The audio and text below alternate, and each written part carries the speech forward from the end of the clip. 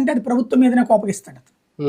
అది ఇక్కడ కనబడుతుంది. కానీ 2019లో జగన్మోహన్ రెడ్డి గారు గెలిచిన తర్వాత ఆయనకంటూ కొన్ని రికార్డులు సాధించుకున్నాడు ఆయన. ఆంధ్రప్రదేశ్ 2వ ముఖ్యమంత్రిగా కానీ, అత్యధిక స్థానాల్లో 151 స్థానాల్లో గెలిచిన ముఖ్యమంత్రిగా కానీ, లేదు ఆయన రాజశేఖర రెడ్డి వారసుడిగా కాకుండా సొంతంగా పార్టీ పెట్టుకుని సీఎం అయ్యాడు, ఇలా కానీ కొన్ని రికార్డులు ఉన్నాయి.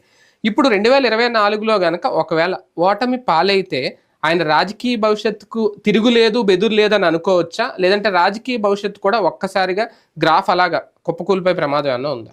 ఆయన ప్రాణాలు జాగ్రత్తగా కాపాడుకుంటే నెక్స్ట్కి ప్రాబ్లం ఉండదు. ఓన్లీ నాకు దృష్టిలో ఆయనకి ప్రాణ సంకటం అయితే ఉంటుంది.